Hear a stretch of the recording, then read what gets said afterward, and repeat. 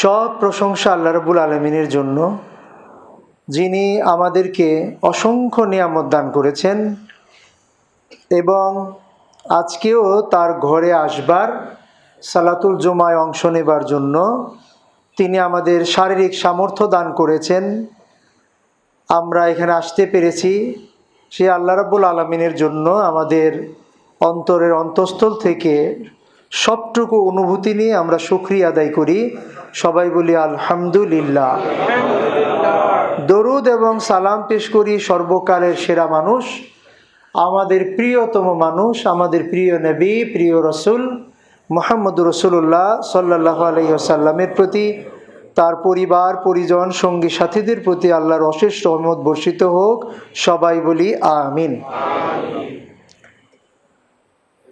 এই মসজিদের সাথে যারা জড়িত ছিলেন, খেদমত করেছেন, এখন করছেন, আবার আগামী দিনেও করবেন, বিশেষ করে আমার মাওলানা রফিকুল ইসলাম সাহেবের কথা মনে পড়ে, যিনি আমাদের বাংলাদেশ জমিয়তে আহলে হাদিসের অফিস সেক্রেটারি ছিলেন।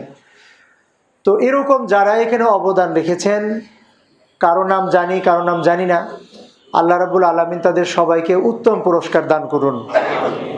এবং বাংলাদেশ জমিয়তে আহলে হাদিসের পক্ষ থেকেও আপনাদেরকে শুভেচ্ছা জানাচ্ছি। আমরা যে ঐক্যবদ্ধ আছি, কোরআন এবং সুন্নাহর পথে পথ চলবার চেষ্টা করছি, আল্লাহ রাব্বুল আলামিন যেন আমাদেরকে এই পথে আজীবন অটল থাকার তৌফিক দান করেন। আল্লাহর কাছে সেই তৌফিক কামনা করি। সবাই বলি আমিন। সম্মানিত উপস্থিতি, আমরা এমন একটা সময় অতিক্রম করছি যে এই সময়টা খুবই ক্রিটিক্যাল। একদিকে আমাদের জাতীয় নির্বাচন উপলক্ষে ফিতনা ফাসাদের অভাব নাই, গুনাহ কামানোর যত রকম পথ আছে তার যেন হাট বাজার বসে গেছে। এখন মানুষ খুব সহজেই গুনাহ কামাইতে পারবে এমন একটা মৌসুম। অথচ এটা হলো শাবান মাস। এই শাবান মাসটা হইল সওয়াব কামানোর জন্যে, নিজেকে শুদ্ধ করবার জন্যে, শুদ্ধ করার একটা মহা সংগ্রামে, মহা এবং কঠোর পরিশ্রম করবার জন্য প্রিপারেশন নেওয়ার, প্রস্তুতি নেওয়ার একটা সময়। এই সময়ে গুনাহ কামানো তো দূরের কথা, যতগুলা গুনাহ কামিয়েছি আরও বাকি গত মাসগুলোতে 10 মাস বা এরকম বা 11 মাস, সেগুলো থেকে আস্তাগফিরুল্লাহ তওবা করে করে এই মাসে নিজেকে একটা লাইনে বসানোর জন্য, তাকওয়ার লাইনে সেট করবার জন্য এই শাবান হলো সেই মাস। রাসূলুল্লাহ সাল্লাল্লাহু আলাইহি ওয়াসাল্লাম এই মাসে এত সাওম পালন করতেন যে মনে হয় সাওম বোধহয় পুরো মাসই করবেন। তাহলে কি পরিমাণ সাওম পালন করতেন। এবং এ মাসে যাদের অভ্যাস আছে সোমবারে বৃহস্পতিবারে রোজা রাখার, আইএমএ বিদে রোজা রাখার, এই সাওমগুলো আমরা পালন করে নিজেদেরকে আরও শক্তিশালী করি, আরও কষ্ট সহিষ্ণু বানাই, যাতে রমাজান মাসে আবার 1 মাস রোজা থেকে অসুস্থ হয়ে না পড়ি। আগে থেকে প্র্যাকটিসটা শুরু করার মাসেটা, এই মাসে মাসে বেশি বেশি ইবাদত করা, নিজেকে গড়ে তোলা, নিজেকে রেডি করার মাস। কিন্তু সেই সময়ে আমাদের হলো ইলেকশনের খবর, এবং এখন আমরা গীবত করা, মিথ্যা অপবাদ দেওয়া, তারপরে এটাকে আরো প্রচার করা, দলাদলি করা, ঝগড়া করা, মারামারি করা, এর মধ্যে আবার খুনোখুনি হয়ে গেছে অলরেডি। কোনোটা খবরে আসে, কোনোটা তো আসে নাই। এই যে এত পাপ, অথচ রাসূলুল্লাহ সাল্লাল্লাহু আলাইহি ওয়াসাল্লাম তিনি বলেছেন মুমিনকে, মুসলমানকে গালি দেওয়া ফাসিকি গুনাহ। ফাসিক হওয়ার জন্য যতগুলো গুনাহ আছে তার মধ্যে একটা হলো মুমিনকে গালি দেওয়া, আর তাকে হত্যা করা হলো কুফরি, কাফের হওয়ার জন্য যতগুলো কারণ তার মধ্যে একটা হলো কোনো মুসলমানকে হত্যা করা। এখন এই দুইটার একটা খারাপ সময়, এই দুইটাই এখন চলছে। সামনে আরও যে কী হবে আল্লাহ ভালো জানেন, তবে আমরা দোয়া করি রাব্বুল আলামিন তুমি আমাদের এই ফিতনা থেকে রক্ষা করো। রমাজানের আগে কিছু রমাজানের ওয়াজ করতে হয়, কেন রমাজানে আমরা আল্লাহকে খুশি করার সুযোগ পাই? রাসূলুল্লাহ সাল্লাল্লাহু আলাইহি ওয়াসাল্লাম বলছেন, ইয়াকুল ক্বাল রাসূলুল্লাহ সাল্লাল্লাহু আলাইহি ওয়াসাল্লাম সামিয়া আবা হুরাইরা। আবা হুরাইরা আরবি ব্যাকরণের কারণে হয়েছে আবা, কিন্তু আসলে হলো আবু হুরাইরা। তিনি শুনেছেন, ইয়াকুল বলতেছিলেন, পাস্ট কন্টিনিউয়াস টেন্স, যারা ইংরেজি বুঝেন তারা জানেন যে রাসূল বলতেছিলেন, ওই অবস্থায় তিনি শুনেছেন। কল, রাসূল কি বলেছেন? যে বলার সময় বলেছেন যে ইদা কানা রমাদান, যখন রমাজানটা হাজির হয়, উপস্থিত হয়। আপনারা হাদিসটা জানেন, অল্প কয়টা কথারই হাদিস এটা। ফুতিহাত, ফাতাহা মানে খুলে, খুলে দিয়েছে। ফুতিহাত মানে খুলে দেওয়া হয়। আবওয়াব, বাব মানে দরজা। আবওয়াব যত দরজা আছে, প্লুরাল এটা। জান্নাতের যত দরজা আছে, আবওয়াবুর রহমা, কোনো হাদিস আছে আবওয়াবুল জান্নাহ, আবওয়াবুস সামা, যেটাই বলা হোক, আসলে জান্নাতের দরজাই শান্তির দরজা, যেটাতে রহমত আসবে আমাদের কাছে, এই দরজাটা ওপেন করে দেওয়া হয়। তো এখানে যদি একটা আতরের রুম থাকে, আতর বিক্রি করে দোকান থাকে, ওটার দরজা যখন খুলে কি সুন্দর একটা ঘ্রাণ আসে, ভালো লাগে। আবার যদি হোটেলের পাশ দিয়ে যায়, সেটারও একটা ঘ্রাণ আছে, ময়লা ঘরেরও একটা ঘ্রাণ আছে। কিন্তু আল্লাহ আমাদের এই দুনিয়ায় তার রহমতের আবহাওয়া প্রবাহিত করবার জন্যে এই দরজা খুলে দেন। আমরা হয়তো দরজা দেখতে পাই না, অতটুকু সামর্থ্য শক্তি আমাদের নাই, কিন্তু অনুভব করি যে কেমন যেন একটু শান্তি শান্তি লাগতেছে এবং ইবাদত করতে একটু মজা মজা লাগতেছে। এটা কে না বুঝে? যেই লোক জীবনেও নামাজ পড়ে না, রমাজানের বাঁকা চাঁদ পশ্চিম আকাশে উঠলেই টুপি নতুনটা একটা কিনা নিয়ে আইসা, নতুন পাঞ্জাবি, দেখা যায় যে ওর জন্য আমাদের সেক্রেটারি সবেও সামনের কাতারে জায়গা পাবেন এরকম কোনো নিশ্চয়তা নাই। সেই কিন্তু সামনের কাতারে এসে হাজির হবে। এত আগ্রহ, এত উদ্দীপনা এমনি এমনি আসে। আমাদের চোখের আড়ালে নিশ্চয়ই কিছু ঘটে। সেই ঘটনাটা কি? রাসূলুল্লাহ সাল্লাল্লাহু আলাইহি ওয়াসাল্লাম বলে দিয়েছেন যে ফুতিহাত আবওয়াবুর রাহমা। ফুতিহাত মানে খুলে দেওয়া হয়, প্যাসিভ ভয়েস এটা। আবওয়াব যত দরজা আছে জান্নাতের খুলে দেওয়া হয়। কি চমৎকার একটা রহমত আল্লাহর, সুবহানাল্লাহ। শুধু যদি জান্নাতের দরজা খুলে দেওয়া হতো তাহলেও কি আমরা বেশি আরাম পেতাম? পেতাম না। জাহান্নাম তো আবার আছে। আল্লাহ রাব্বুল আলামিন আমাদের কত ভালোবাসেন। ওয়া গুল্লিকাত, বন্ধ করে দেওয়া হয়। আবওয়াবু জাহান্নাম, জাহান্নামের দরজাগুলো বন্ধ করে দেওয়া হয়। পাশাপাশি যদি দুই দোকান থাকে, সুবহানাল্লাহ, একটা আতরের আর একটা ময়লার, তাহলে পাশ দিয়ে গেলে তো মিক্সচার একটা সেন্ট পাবেন, বেশি আরাম লাগবে না। কিন্তু ময়লার দোকানটা বন্ধ থাকে, শুধু আতরের দোকানটাই খোলা থাকে, একটা মজা পাবেন। আল্লাহ রাব্বুল আলামিন সুবহানাল্লাহ কত মেহেরবান আমাদের প্রতি, যে তিনি খালি ওই জান্নাতের দরজাটা খুলে দেন না, আবার জাহান্নামের দরজাটাও বন্ধ করে দেন। ওইটার যত কুপ্রভাব, ওইটার যত পরিবেশ, সেটা পৃথিবীতে যাতে আর না আসে। যে কারণে রমজান মাসে আমাদের পাপ করার বেশি ইচ্ছা জাগে না, একটা ভয় ভয় কাজ করে। পানি খেলেই তো খেতে পারি, কি দেখবে আমাকে? রুমের ভেতরেও খেতে পারি, যে পর্দা দিয়ে হোটেলের মধ্যে মানুষ খায়, ওরা খায় না, তা আপনিও তো খেতে পারেন, কিন্তু খাইতে পারেন না কেন? মনের মধ্যে আল্লাহর প্রতি একটা ভয়। কেমন ভয়? শ্রদ্ধা মিশ্রিত ভয়। আল্লাহর প্রতি একটা শ্রদ্ধা, যে তিনি বলেছেন এটা মান্য করতে হবে, রাসূল সাল্লাল্লাহু আলাইহি ওয়াসাল্লাম এগুলা নির্দেশ দিয়েছেন, মান্য করতে হবে। এরকম একটা ভালোবাসা, ভয়, শ্রদ্ধা, আশা, আকাঙ্ক্ষা মিক্সচার হয়ে এমন একটা পরিবেশ তৈরি হয়, যেটাকে আমরা আরবিতে আমাদের কাছে বলা হয় তাকওয়া, যা আমাদের মধ্যে পরহেজগারি পরিবেশ তৈরি হয়। শুধু কি তাই? খালি দরজা খুললেই বন্ধ করলেই হবে? জাহান্নামের পরিবেশের জন্য যে দায়ী, তাকে আমরা জানি শয়তান, বাংলাদেশে শয়তান, আর আরবিতে বলে শাইতন। এই আকারটা সৌদি আরব থেকে বাংলাদেশে আস্তে আস্তে তার জায়গা চেঞ্জ করে ফেলেছে। ছিল শয়তান, হয়ে গেছে শয়তান। আকার ছিল তালিবসের সাথে, চলে গেছে আরেক জায়গায়, ভাষা চেঞ্জ হইতে হইতে। তো সেই শয়তানকে কোন সুলসিলাতিল শায়াতিন, একটা শয়তানের কথা আল্লাহ বলেন এখানে। শয়তানের লিডার সে তো আছেই, তার চেলা চামুন্ডা মুরিদ ভক্ত, তার কর্মী বাহিনী পাতি নেতা যত আছে, শায়াতিন হলো প্লুরাল নাম্বার। যত শয়তান আসে সবগুলো সুলসিলা, এই যে চেইন দিয়ে তাদেরকে বন্দি করে ফেলা হয়। তারা আর আমাদের অত ডিস্টার্ব করতে পারে না, বাকি সময়গুলোতে যেই পরিমাণ ডিস্টার্ব করে। যে কারণে দেখেন এমন একটা পরিবেশ তৈরি হয় যে ইবাদত করতে মন চায়। সৌদি আরবে কিয়ামুল লাইল যেখানে 4 রাকাত পড়ায়, সেখানে আমি এই অভিজ্ঞতা বাংলাদেশে হয় নাই।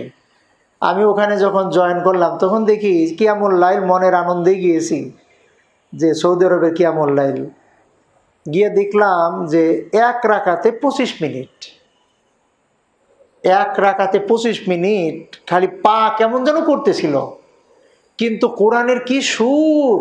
যখন শেষ হলো তখন মনে হলো যে কি প্রশান্তি একটা সালাত আদায় করলাম। এরকম প্রশান্তির সালাত তো আগে কখনো পড়িনি। এই যোগ্যতা, এই সাহস এবং এই ভালোবাসা এমনি এমনি তৈরি হয়।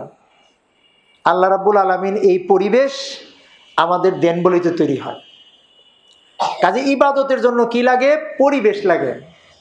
খারাপ পরিবেশে ইবাদত করা যায় না। এখানে যদি চারপাশে মাইক বাজতো, গান বাজতো, এখানে সালাত আদায় করে মজা পাইতাম না, ওই উল্লুর চলতো। এই জন্য এনভায়রনমেন্ট, এই পরিবেশটা হলো মুমিনের জন্য খুবই জরুরি। ন্যাচারাল এনভায়রনমেন্ট যেটা আছে, এই যে পানি দূষণ, বায়ু দূষণ, এগুলোও দরকার আছে। এখানে দুর্গন্ধ থাকলে কি নামাজে মন বসবে? যেখানে ময়লা ফেলায় সাবার আর গাবতলিতে, ওর পাশে মসজিদ বানালে কাজ হবে? নামাজে একটু মন বসবে? মশা মাছির ভ্যান ভ্যানানি তো থাকবেই। আর নাকও দোয়া পড়বো না নাকের এই অবস্থা সামলাবো? কাজে ন্যাচারাল এনভায়রনমেন্টও ঠিক রাখতে হয়, এটাও মুমিনের দায়িত্ব। আবার এই স্পিরিচুয়াল যে এনভায়রনমেন্ট, এটাও ঠিক রাখতে হবে। গান বাজনা, হই হল্লোড়, এগুলো হলো আমাদের স্পিরিচুয়াল মানে এনভায়রনমেন্ট পলিউশন, পরিবেশ দূষণ। আল্লাহ রাব্বুল আলামিন এখান থেকে আমাদেরকে এই পরিবেশটা দেন বলে আমরা আরাম পাই। এখন আমরা যারা বেঁচে আছি, আমরা যারা মুসলমান, আমরা যদি কানে তুলো দিয়ে হাঁটি রাস্তা দিয়ে, পরিবেশ ভালো করার দরকার নাই, তাহলে ইবাদতে আমাদের ছেলেপেলেরা আসবে কেমনে? মনে করেন এখানে ডিজে পার্টি হবে, সেখানে আমার বাচ্চা আপনার বাচ্চা তো যাবেই। এখানে ফুটবল খেলা হবে, মেসি টেসি রোনালদো কত কিছুর জার্সি নেওয়া, কি আনন্দ তাদের, তো ওখানে তারা যাবে। এখন আপনারা যদি এই পরিবেশ বন্ধ রাখেন তাহলে তো ওখানে যাবে না, তখন মসজিদের দিকেই আসবে। চারপাশের এই পরিবেশ ঠিক রাখার দায়িত্ব আমাদের। আল্লাহ রাব্বুল আলামিন সূরা আলে ইমরানে বলেছেন না, ওয়াল তাকুম মিনকুম উম্মাহ, তোমাদের মধ্যে একটা গ্রুপ থাকতে হবে, উম্মত থাকতে হবে। সবাই হয়তো করবে না, কিন্তু সিলেক্টেড আকলওয়ালা মানুষগুলার চুপ থাকার সুযোগ নাই, তাদের একটা উম্মার মতো থাকতে হবে। এবং যে কারণে আমরা বাংলাদেশ জমিয়তে আহলে হাদিস এই কাজগুলা করি, এখানে যাই ওখানে যাই, খুতবা দেই, আলোচনা করি, বই পড়াই, ট্রেনিং দেই, এই কাজগুলা এই জন্যই করি। তারা কি করবে? ইয়াদউনা ইলাল খায়ের, আল্লাহর ভালো কাজের দিকে ডাকতে থাকবে মানুষকে। চলো ভাই, চলো বাবা, মসজিদে চলো। ওয়ায়ামুরুনা বিল মারুফ, ভালো ভালো কাজের জন্য নির্দেশ দিই, বাবা এটা করো, ওইটা করো, ওইটা করো। ওয়ায়ানহাউনা আনিল মুনকার, খারাপ কাজে বাধা দেবে, এটা করো না, এটা করা যাবে না, এটা আয়োজন করবা না, বাধা দিলাম। ওয়া উলাইকা হুমুল মুফলিহুন, তাই এই লোকেরা হবে সফল মানুষ। আপনি সফল না ব্যর্থ, এটা যতই হিসাব করেন, আল্লাহর কাছে যদি সফল হন তাহলে সফল, আল্লাহর কাছে ব্যর্থ হইলে ব্যর্থ। আল্লাহ বলছেন এই কাজগুলো করলে আপনি আমি সফল হতে পারবো ইনশাল্লাহ। তো পরিবেশ ঠিক করার জন্য আমাদের দায়িত্ব নিশ্চয়ই আছে। এই এলাকায় নেতা আছেন, সরকারি কর্মকর্তা আছেন, আবার আপনাদের ভাই বেরাদরা নির্বাচনে দাঁড়িয়েছে। ভোট দেওয়ার আগে অনেকে তো আমাদের বলে ভোটই দেওয়া যাবে না। আমি ওটা বলি না, ভোট না দিলে আবার আপনার দামও থাকবে না। বলে এই লোকের কাছে গিয়ে লাভ কি, এ তো ভোটেও যায় না, এর কোনো গুরুত্বই নাই সমাজের প্রতি, তখন আপনি হয়ে যাবেন জিরো। বলে এগুলা হলো আরেক দলের লোক, এদের দিয়ে কোনো দরকার নেই। আমি মনে করি ভোট দেওয়া উচিত ভালো মানুষটাকে, এবং তাকে ওয়াদাও করানো উচিত যে আসছেন ভোট চাইতে, এই ওয়াদা দিয়ে যান, এই আমাদের এলাকায় এই যিনি হতে পারবে না, সংসদে গিয়েও এই কথা আপনাকে বলতে হবে, নাইলে আবার কিন্তু সময় আসবে, তখন আমরা দেখে নেব। নিজের পাওয়ারটা খাটান, আপনারও কাছেও পাওয়ার আছে, এই ভোটের পাওয়ার, এটা খাটিয়ে ওয়াদা করান প্রার্থীকে। আর তো কিছু পারবো না, আমরা এলাম দুর্বল ইমানদার হয়ে গেছি এখন। আমরা মিম্বরে অনেক বড় বড় কথা বলি, বাইরে গেলে আমাদের কোনো দামই নাই, আমরা জিরো। অথচ একজন নেতার সাথেও 5-10 জন মাস্তান থাকে, আর একজন মালানার সাথে কয়জন থাকে, তার রাস্তায় পিটাইলেও কিছু করার নাই, রিমান্ডে আয়না করে দিলেও কিছু করার নাই। তখন আপনারা যতই ভালোবাসেন ইমাম আর খতিবকে, আপনারাও যাবেন না। কি দুর্বল অবস্থানে পৌঁছে গেছে আমাদের মুসলমানদের শক্তি, কত দুর্বল অবস্থানে আমরা পৌঁছে গেছি যে আল্লাহ যে 3টা কাজের কথা বললেন ওটা আমল করবো তো দূরের কথা, আমার এই অবস্থা এত দুর্বল। ছেলেটাকে, যুবক ছেলেটাকে যদি একটু ধমক দেয় তখন নিজের আবার ভয় লাগে, ওই যে কোন ছেলে যেন কার বাবাকে মেরে ফেলেছিল, আবার ওরকম যদি হয়, এই যে টেনশন কাজ করছে, এই দিয়ে ইসলামী সমাজ চলতে পারে না। যাই হোক, আল্লাহ আমাদের জন্য রমাজান আনতেছেন, আলহামদুলিল্লাহ। আল্লাহ আমাদের তৌফিক দান করুন, আমরা যেন রমাজানের হক পুরোপুরি আদায় করে সাওমগুলো রাখতে পারি, আমিন। সম্মানিত ভাইয়েরা, কিন্তু আমাদের বাঙালি জীবনে বিতর্ক তো ছাড়ে না। আমরা তর্ক বিতর্ক এত পরিমাণ করি, ছোট ছোট বিষয় নিয়েও করি, যে নিজেদের মধ্যে সম্পর্কটা নষ্ট হয়ে যায়। এই দুরবস্থা, এই বদভ্যাস আমি অন্যদের মধ্যে খুব কম পেয়েছি। সৌদি আরবে তো এক দেশের লোকেরা থাকে না, বহু দেশের লোকের সাথে মিশেছি, কিন্তু আমাদের মতো এত তর্ক বিতর্ক ঝগড়াঝাটি আর দেখি নেই। এই রমাজান আসলে অন্তত কয়েকটা ঝগড়া শুরু হবে। শাবান মাসে একটা শুরু হয়ে শেষ হয়ে গেছে মনে হয়, যে সবে বরাত কবে, বরাত না হয় বাংলা ফার্সি হইল, ওটা তো আর ভাগ্য বুঝায় না, ভাগ্য আমরা বুঝিনি আর কি। কিন্তু লাইলাতুল কদর যেটা আসবে রমাজানে, ওইটা হলো ভাগ্যের রাত। তো সেই রাতে জাগবো না এই রাতে জাগবো, আমরা এই রাতে বেশি গুরুত্ব দিয়ে ফেলেছে আমাদের ভাইয়েরা, এবং জমজমাট বাপেটা এই বেদাতটা তারা করেছে। কিন্তু দেখা যাবে রমাজান মাসে এইরকম আগ্রহ নিয়ে তারা আর জাগবে না। বিদাতের একটা সমস্যা হইল, রাসূলুল্লাহ সাল্লাল্লাহু আলাইহি সাল্লামের কাছে হাসরের ময়দানে যখন আমরা যাব, সবাই তো সেদিন তো 1 গ্লাস পানির যে কি দরকার আর কি যে দাম, সেদিন টের পাওয়া যাবে, জান বেরোয় যাবে, এরকম একটা পরিবেশ। গরমে আপনি বুঝেন না যে সেদিন মানুষের গায়ে কোনো পোশাক থাকবে না, কিন্তু কার পোশাক আছে আর কার পোশাক নাই এইদিকে তাকাবার মতো সেন্সই থাকবে না। কীরকম পেরেশান থাকলে মানুষ এটা হয়, কি পরিমাণ পেরেশান থাকলে, সে সময় 1 গ্লাস পানি খুব দরকার। হাউজে কাউসারে রাসূলুল্লাহ সাল্লাল্লাহু আলাইহি ওয়াসাল্লাম থাকবেন, যে একবার খাবে তার আর টেনশন নাই, মনের মধ্যে অশান্তি নাই, শরীরে জ্বালাপোড়া নাই, পিপাসা নাই, কিচ্ছু নাই, একদম প্রশান্তি। এটা একটা সিগন্যাল, একটা সিম্বল যে এই লোকটা রাসূল সাল্লাল্লাহু আলাইহি ওয়াসাল্লামের প্রিয় মানুষ, এই জন্যই পানি পাইছে। কিন্তু আরেকজন, তারা যাবে, আর কিছু মানুষ ফেরেশতারা এরকম গেট বন্ধ করে দিবেন, আসতে দিবেন না। রাসূলুল্লাহ সাল্লাল্লাহু আলাইহি ওয়াসাল্লাম বলবেন, দেখে তো আমার উম্মতি মনে হচ্ছে, কারণ উম্মতে মুহাম্মদের একটা সাইজ আছে না, আমরা কি অনেক বড় সড়ো নাকি, আদ সামুদ জাতির মতো? আমাদের প্রিয় নবী তো বুঝতে পারবেন আমাদের চিহ্ন দেখে, যে চিহ্নই দেখুক, অজুর চিহ্ন হোক, লাইটিং থাকবে আমাদের যে অজুর চিহ্নগুলোতে, সেটা দেখে হোক, সাইজ দেখে হোক, চিনবেন। চিনবে বলে ওদের আসতে দাও, ওদের বাধা দিলে কেন, ওরাও একটু পানি খাক। ফেরেশতারা বলবেন, আপনি জানেন না আপনি মারা যাওয়ার পর ওরা কী করেছে, ওরা দিনটাকে চেঞ্জ করে ফেলেছে, অনেক কিছু ঢুকিয়েছে। রাসূলুল্লাহ সাল্লাল্লাহু আলাইহি ওয়াসাল্লাম যে প্রিয় রসুল, উম্মতের জন্য কত কষ্ট করলেন, শারীরিকভাবে মার খেয়েছেন, রক্তাক্ত হয়েছেন, তবু উম্মতের কল্যাণের জন্য কাজ করে গেছেন সারা জীবন।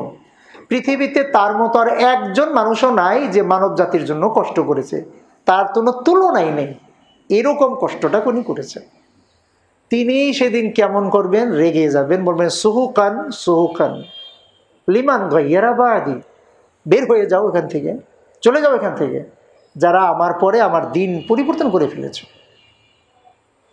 তাহলে বিদাত কত ভয়াবহ। কিন্তু সেই বিদাত শাবান মাসে আমরা বেশি বেশি করি, আমাদের ভাইরা করে, তারা মনে করে এটা বিদাত হবে, এখানে তো ভালো কাজ, 100 রাকাত নামাজ পড়বো, এটা তো ভালো কাজ, তাহলে প্রত্যেক ফরজ নামাজও বাড়াই বাড়াই করলে আরো ভালো কাজ হইতো না। না, যে লিমিট দেওয়া আছে লিমিটের বাইরে না, এটি তো করতে পারি না, আবার বাড়াবো কেমন করে। কিন্তু এই শাবান মাসে এটা ঘটে থাকে। আল্লাহ আমাদের ভাইদেরকে সঠিক বুঝ দান করল। তো আমরা এটা পার হয়ে এসেছি। এখন বিতর্ক লাগবে আবার, সেটা হলো চাঁদ কি করব, চাঁদকে কি করব। রাসূলুল্লাহ সাল্লাল্লাহু আলাইহি ওয়াসাল্লাম বলেছেন, খুতবার সময় তো কম, এই জন্য আমি খালি মূল কথাটা বলে দিচ্ছি, যে লা তাসুমু, তোমরা রোজা থেকো না, হাত্তা তারাউল হিলাল, এই নতুন চাঁদ না দেখা পর্যন্ত রোজা শুরু করো না। আচ্ছা, ওয়ালা তুফতিরু, তোমরা ইফতার করো না। এখানে ইফতার বলতে রোজা ফিনিশ করা, যেটা ওই যে আমরা ঈদ করি, যেটা যে তোমরা রোজা মানে ফিনিশ করো না, শেষ করো না, হাত্তা তারাউহু, আবার ওই আরেকটা নতুন চাঁদ যখন না দেখো। তো ফার্স্ট সিইং, যেটা প্রথম দেখাটা হইল এই মাসের চাঁদ শেষ হবে, রমজান মাসের চাঁদ উঠবে। আর দ্বিতীয় দেখা যেটা, সেটা হলো রমজান মাসের পরে শাওয়াল মাসের চাঁদ উঠবে। এই হলো আমাদের বর্ডার, কতদিন আমরা রোজা রাখবো বা সাওম রাখবো। আচ্ছা, তো এইটা দেখে আমরা রোজা রাখবো, স্বাভাবিক সাওম রাখবো। এবং আমাদের সন্দেহ লাগতে পারে এই মাঝখানের সময়টা কতটুকু, সেটাও আল্লাহ রাসূল সাল্লাল্লাহু আলাইহি ওয়াসাল্লাম হাত দিয়ে বুঝাই দিয়েছেন, আঙ্গুল দিয়ে দিয়ে এভাবে বুঝিয়েছেন সাহাবাদের।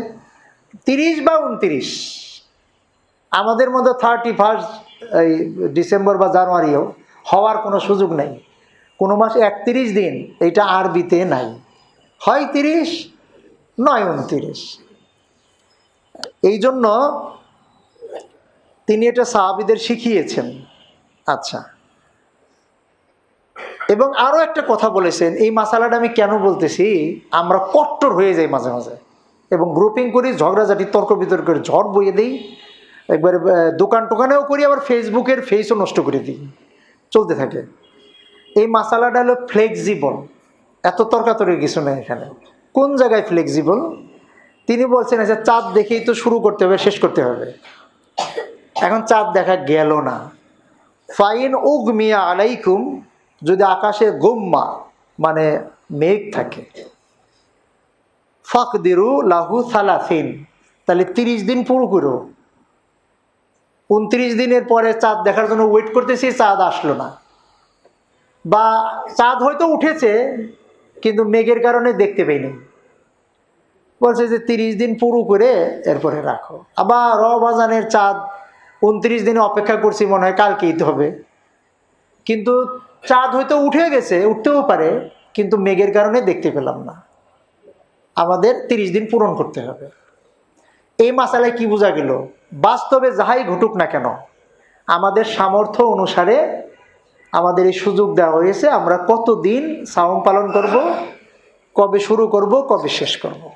কিন্তু এইটা নিয়ে আমাদের দেশে কত ঝগড়া, যে সৌদি আরবে যেদিন চাঁদ উঠবে সেই অনুসারে আমরা রাখবো। এইটা নিয়ে আমরা 2 ভাগে বিভক্ত হয়ে যাই এবং তর্কাতর্কিও করি।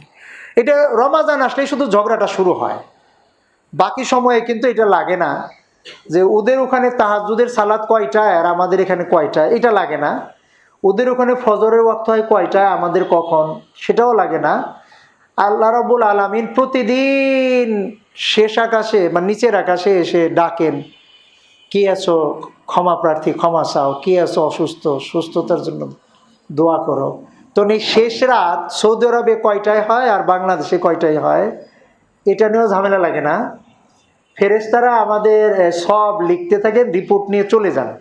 এক গ্রুপ আসেন ফজরে, আরেক গ্রুপ হলো আসরে। তো এখন সৌদি আরবের ফজর আর আসরের মধ্যে কত পার্থক্য, তাহলে ফেরেশতা কি 2 বার আসে নাকি? একবার সৌদি আরবে, একবার বাংলাদেশে, সেটা নিয়েও চিন্তা ওঠে না। কিন্তু রোজার মধ্যে যে কি ঝগড়াটা লাগে, কেন? এখানে তো ফ্লেক্সিবিলিটি আছে, রোজা যদি কম এবং বেশিও হয় তাতেও তো আমার দোষ নাই, কারণ রাসূলুল্লাহ সাল্লাল্লাহু আলাইহি ওয়াসাল্লাম ফর্মুলা দিয়ে দিয়েছেন। এখন আমরা যদি উপগ্রহের মাধ্যমে উপর থেকে চাঁদ উঠেছে জেনে নিচে নামাই নিয়ে আসি, এইটা তো রাসূলুল্লাহ সাল্লাল্লাহু আলাইহি ওয়াসাল্লাম বলেন নাই, আমাদেরকে বলেছেন যে তোমাদের যত যন্ত্রপাতি আছে এগুলাতে করবা, আকাশে উঠবা, ছাদের উপরে উঠবা, 24 তলা বিল্ডিংয়ের উপরে উঠবা, কিচ্ছু না। ন্যাচারাল জেনারেল একটা রুল দিয়ে দিয়েছেন, নো টেনশন। কিন্তু আমরা টেনশন কিন্তু বানিয়ে নিয়েছি। তবে হ্যাঁ, যদি আমাদের শাসকরা সবাই মিলে ডিসিশন নেন যে অমুক তারিখে রোজা শুরু হবে, অমুক তারিখে শেষ হবে, সেটা আমরা মানব। যেহেতু এখানে আল্লাহ রাব্বুল আলামিন বলছেন আতিউল্লাহ ওয়া আতিউর রাসূলা ওয়া উলিল আমরি মিনকুম, আল্লাহকে মান্য করবে, রাসূলকে মান্য করবে, তোমাদের যে নেতৃস্থানীয় যারা আছে তাদেরটা মান্য করবে। যদি এরকম একটা সিদ্ধান্ত হয়, চাঁদ দেখা দেখির আমার কোনো চিন্তা নাই, সরকার ঘোষণা দেবে, হয়ে যাবে। কিন্তু তা না করে আমরা যে ঝগড়া করি, এই ঝগড়াটা কতটা যুক্তিসম্মত? আমার রোজা একটা কম হইলেই কি, একটা বেশি হইলেই কি? আমি তো মেঘের কারণে 30 করলাম না 29 করলাম, এটা তো আমার টেনশন থাকার কথা না, কারণ রাসূল সাল্লাল্লাহু আলাইহি ওয়াসাল্লাম এটা বলে দিয়েছেন। এবং কি মজার ব্যাপার, ওই হাদিসটা আপনারা জানেন, ওই যে কুরাইব রাদিয়াল্লাহু আনহু যেটা বলেছেন, তখন তো মুয়াবিয়া রাদিয়াল্লাহু আনহু আমাদের খলিফা ছিলেন, তিনি থাকতেন সিরিয়াতে। তিনি সেখানে গিয়েছেন, শুক্রবার রাতে চাঁদ দেখেছেন। শুক্রবার রাত মানে কি, বৃহস্পতিবার দিবাগত রাতে। মাস শেষে তিনি ফিরেছেন মদিনায়, ফিরে এসে দেখেন যে লোকজন রোজা রাখছে। আব্দুল্লাহ ইবনে আব্বাস রাদিয়াল্লাহু আনহু তিনি ওয়াজ করতেছেন, মানুষকে বোঝাচ্ছেন, এবং তিনি তার অভিজ্ঞতা বললেন যে আমি তো ওখানে, আপনারা কবে চাঁদ দেখেছেন? আমরা দেখেছি ওখানে তো জুমার রাতে। আর আব্দুল্লাহ ইবনে আব্বাস বললেন আমরা দেখছি তো শনিবার রাতে, মানে শুক্রবার দিবাগত রাতে। একদিন পার্থক্য হয়ে গেছে। এবং কুরাইব বলছেন, ওখানে তো কুরাইবকে যখন জিজ্ঞেস করেছেন আব্দুল্লাহ ইবনে আব্বাস যে তুমি নিজে দেখেছো, বলে আমি কেন, সবাই দেখেছে, মুয়াবিয়া রাদিয়াল্লাহু আনহু সবাই দেখেছে, জনগণ রোজা রেখেছে। তো তা না, আমরা তো ওই সিরিয়ারটা মদিনায় অ্যাপ্লাই করব না। তখন তিনি হাদিসের উদ্ধৃতি দিয়েছেন, রাসূলুল্লাহ সাল্লাল্লাহু আলাইহি ওয়াসাল্লাম বলেছেন এই কথা, তোমরা দেখবে, শুরু করবে আর দেখবে শেষ করবে। তো আপনি মুয়াবিয়া রাদিয়াল্লাহু আনহু এটাও গ্রহণ করবেন না, তিনি আমাদের শাসক, তিনি দেখেছেন, সেটাও করব না। উনি তো আর আদেশ জারি করেন নাই, করছিলেন কি যে সমস্ত মুসলিম বিশ্বে এইভাবে রোজা একদিনে পালন করতে হবে, এটা তো তিনি করেন নাই। কিন্তু আমরা মনে করছি যে একদিনে রোজা রাখলে মুসলিম বিশ্ব বিশাল একটা ঐক্যবদ্ধ হয়ে যাবে। বাংলাদেশে ঐক্যবদ্ধ হইতে পারি না। গঠনতন্ত্রে সংবিধান থেকে যখন বিসমিল্লাহ উঠাইতে গেল, তখন আমি এক রাজনীতি নেতাকে বলছিলাম যে আপনি আগে মুসলমান, তারপর রাজনীতি, কাজেই যা করবেন সাবধানে করেন। তো এখানেই পারি না, শুধু একদিনে রোজা আর ঈদ করলে কি এবার ঐক্য হয়ে গেলাম? এটা কি ধরনের কথা হলো? এই একটা বিতর্ক আসবে। আরেকটা বিতর্ক আসবে, সোম্মা আতিম্মু সিয়াম ইলাল লাইল, রাত পর্যন্ত রোজা পালন করো। ক্ষমা করবেন, আমি একটু বলে শেষ করবো আজকে। আচ্ছা, তো আমি মুন্সিগঞ্জে গিয়েছিলাম জমিয়তে একটা প্রোগ্রামে, যে বাড়িতে গিয়েছিলাম আমি জানতাম না যে তারা শিয়া ইজমকে ভালোবাসে। আমরা সাওমের ইফতার করলাম, কিন্তু ওরা করলো না। আমি তাকে আমি অবজার্ভ করতেছি, তো দেখলাম যে ওরা অনেক পরে করলো। তা আমি ধরলাম, এটা কি করলেন? বলে কোরআনে বলছে যে আতিমুস সিয়াম ইলাল লাইল, রাত পর্যন্ত। তো রাত তো হয় নাই, আপনাদের তো সন্ধ্যা হয়েছে, আপনারা ইফতার করলেন কেন? তাই এই লাইলের ব্যাখ্যা আমার উপরে কোরআন নাজিল হয়েছে না আপনার উপরে নাজিল হয়েছে? যার উপরে নাজিল হয়েছে আমাদের প্রিয় নবী সাল্লাল্লাহু আলাইহি ওয়াসাল্লাম, তিনি সন্ধ্যার সময় ইফতার করে বুঝিয়েছেন লাইলের স্টার্টিং পয়েন্ট কোনটা। যখন অন্ধকার এগিয়ে আসবে, আলো পেছাইতে থাকবে, এই স্টার্টিং পয়েন্টটাই আতিমু সিয়াম ইলাল লাইল বলা হয়েছে। ইলাল লাইল, ফিল লাইল না তো, রাতের পর্যন্ত, মানে স্টার্টিং পর্যন্ত। তো এই ব্যাখ্যা আপনি কার কাছ থেকে নিয়েছেন? সুন্নাহ যেখানে হাজির, এইখানে আপনি এই ব্যাখ্যা কিভাবে নেন? মানলেনই না। শেষ পর্যন্ত আমি খবর পেয়েছি এখন তিনি নাকি পুরোপুরি শিয়া হয়ে গেছেন, নাউজুবিল্লাহ। তো এই যে বিতর্ক, এই বিতর্ক এবার আরো চাঙ্গা হবে। কেন? আমাদের যে ছাত্র যুবক ভাইরা আছে না, তাদের ব্রেন ওয়াশ করা হচ্ছে। শুধু কোরআন মানবা, হাদিস মানা দরকার নাই। হাদিসে এত ইখতিলাফ দরকার কি, ওটা রেখে দাও, শুধু কোরআন মানবা। তা আমরা তাদের জবাবে বলি শুধু কোরআন না, হাদিসও মানতে হবে। আবার আমরা যে বলি এই নিয়তে বলি না কোরআন ইনকমপ্লিট, নাউজুবিল্লাহ, এই নিয়তে বলি না। আমরা বলি এই নিয়তে কোরআন হলো এমন একটা কোডিং সিস্টেম, মানে একটা সংক্ষিপ্ত বই। এটা যদি পুরা ব্যাখ্যা সহ বই হইতো তাহলে কত বড় বই হইতো। সেটা হলো শর্ট। এই শর্ট জিনিসটাকে ব্যাখ্যা করবার জন্য পাঠিয়েছেন রসুল সাল্লাল্লাহু আলাইহি ওয়াসাল্লামকে। তিনি সেটা প্র্যাকটিস করে করে করে করে দেখাইছেন, এইটা এই, এইটা ওই, ওইটা ওই। এখন এই ব্যাখ্যাটুকু যদি বাদ দেন তাহলে তো এই সংক্ষিপ্ত আয়াতের নির্দেশনা তো আপনি ধরতে পারবেন না, ভুল হয়ে যাবে।